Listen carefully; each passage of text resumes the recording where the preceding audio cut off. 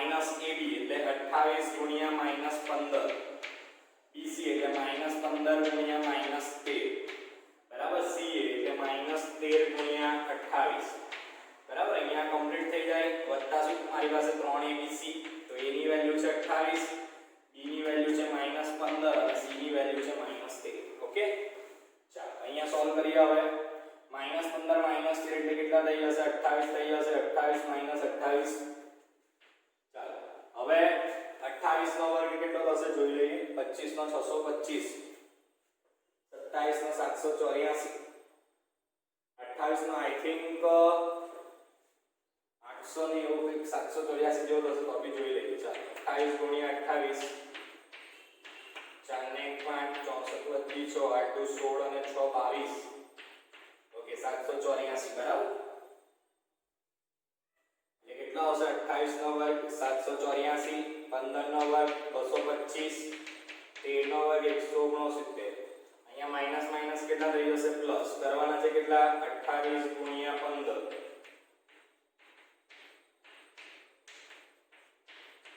એટલે કેટલા આવ્યા? 420. અહીંયા માઈનસ માઈનસ માઈનસ 3 વખત છે એટલે માઈનસ આવશે. 15 ગુણ્યા 13 કરવાના છે.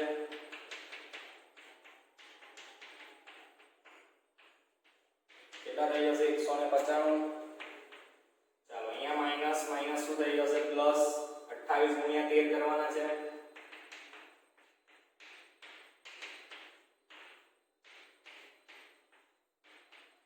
કેટલા થઈ જશે? 364.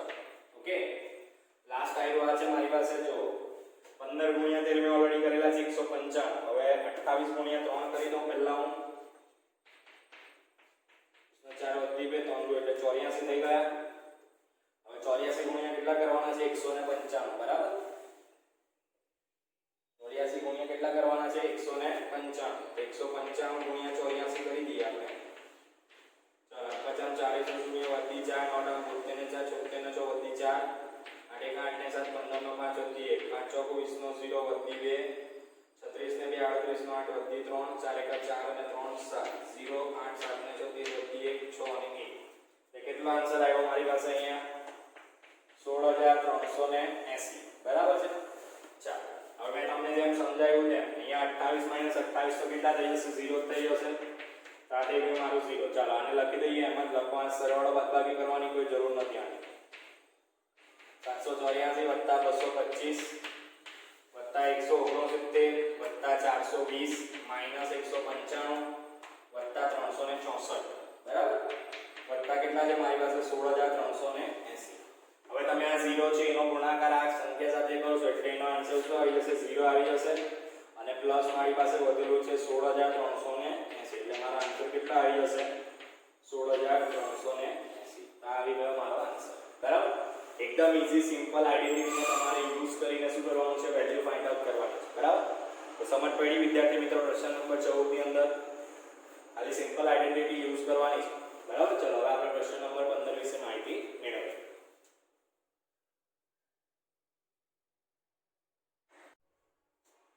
ઓકે વિદ્યાર્થી મિત્રો, હવે આપણે પ્રશ્ન નંબર 15 વિશે માહિતી મેળવશું, બરાબર.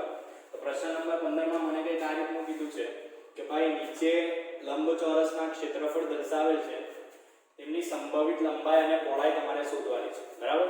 હવે લંબચોરસનું ક્ષેત્રફળ એટલે શું થાય? લંબાઈ ગુણ્યા પહોળાઈ થાય, બરાબર.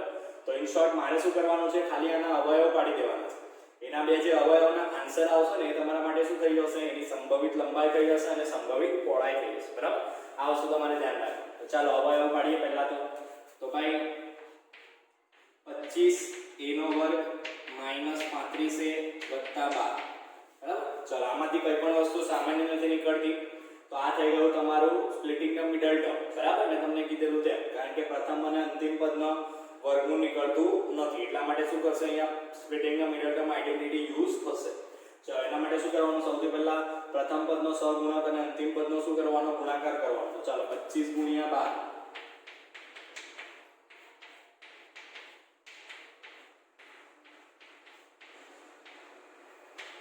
કેટલા થઈ ગયા? 300 થઈ ગયા, બરાબર છે.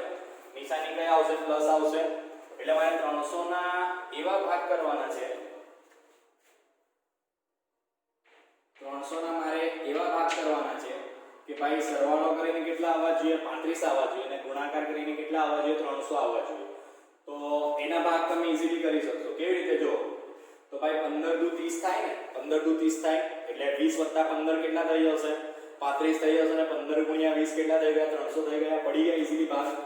તો પહેલા મોટો નંબર હું લખી દઉં છું 20 અને પછી અહીંયા આવશે 15. આની નિશાની માઈનસ છે એટલે મોટા નંબરની કઈ આવશે માઈનસ. તો આની પણ કઈ થઈ જશે માઈનસ થઈ જશે. બરાબર. ચાલો તો 25a નો વર્ગ માઈનસ 20a માઈનસ 15a વત્તા 12. ચલો આ બેમાંથી શું કોમન નીકળશે 5a કોમન. તો અહીંયા કેટલા વધશે 5a. અહીંયા કેટલા વધશે -4. આમાંથી માઈનસ કોમન નીકળશે ત્રીજો ટર્મ છે એટલા માટે અને નિશાની અંદર ચેન્જ થઈ જશે. બીજું અહીંયાથી શું કોમન નીકળશે 3 કોમન નીકળશે. તો શું વધશે અહીંયા 5a - 4. તો શું થઈ જશે 5a - 4 અને 5a - 3. બરાબર. તો નીચે તમારે આન્સર સ્ટેપ લખી દેવાનો છે. બરાબર. આમાંથી જે પહેલી આવી ગઈ છે તમે લંબાઈ કહી શકો અને બીજી આવી ગઈ છે તમે પહોળાઈ કહી શકો. બરાબર. તો આન્સર સ્ટેપમાં લખી દેવાનું છે. શું લખશો અહીંયા તો ભાઈ સંભવિત લંબાઈ બરાબર સંભવિત લંબાઈ કેટલી થઈ જશે 5a - 4. બરાબર. અને સંભવિત પહોળાઈ બરાબર કેટલી થઈ જશે 5a - 3. ઓકે સમજ પડી ગઈ વિદ્યાર્થી મિત્રો. આ ક્વેશ્ચન તમને ઈઝીલી ખાલી કરવાનું શું છે તમારે અવયવ પાડવાના છે એટલે તમને બે આન્સર મળશે. એ બેમાંથી તમે કોઈ પણ એક પહેલું લંબાઈ કહી શકો બીજું પહોળાઈ કહી શકો. પહેલું પહોળાઈ કહી હોય તો પણ ચાલે. બરાબર. એનો કોઈ ઇશ્યુ નથી. બરાબર છે. ચાલો સેમ આવી રીતે આપણે આ સેકન્ડ ક્વેશ્ચન સોલ્વ કરવાનો છે. તો સેમ વસ્તુ કરવાની છે. એમાં પણ મારે શું કરવાના છે અવયવ જ કરવાના છે. તો 35y નો વર્ગ વત્તા 13y માઈનસ 12. ચાલો પહેલા 35 ગુણ્યા 12 કરીએ.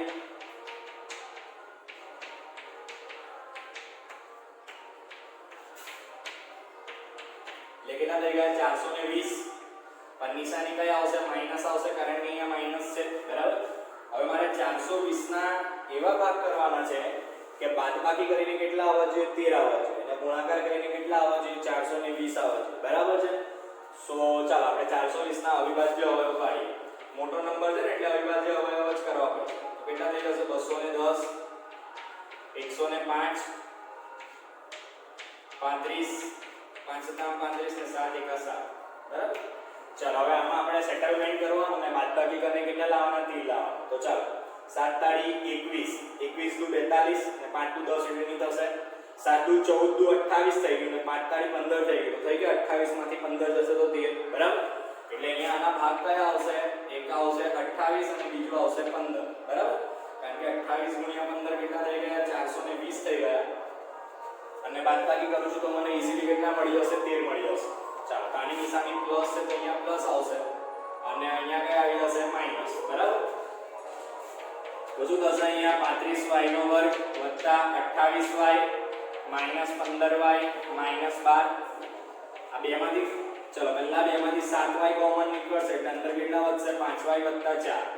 આમાંથી કોમન નીકળશે -3 એટલે અંદર નિશાની ચેન્જ એટલે અહીંયા કેટલા વધશે 5y વત્તા 4. તો શું થઈ જશે અહીંયા 5y વત્તા 4 અને બીજા કૌંસમાં આવી જશે 7y - 3. તો આવી ગયો તમારો આન્સર. તો આન્સર સ્ટેપમાં તમારે લખવાનું છે સંભવિત લંબાઈ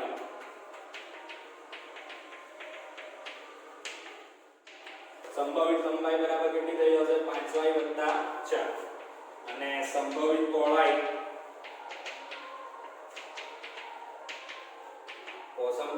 બરાબર કેટલી થઈ જશે 7y - 3. તો આ થઈ ગયો તમારો આન્સર.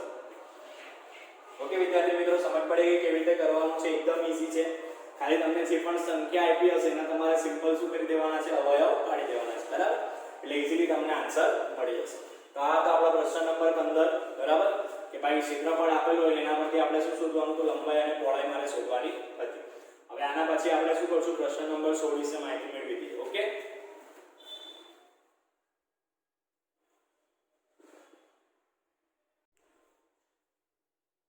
વિદ્યાર્થી મિત્રો હવે આપણે પ્રશ્ન નંબર 16 વિશે માહિતી મેળવશું.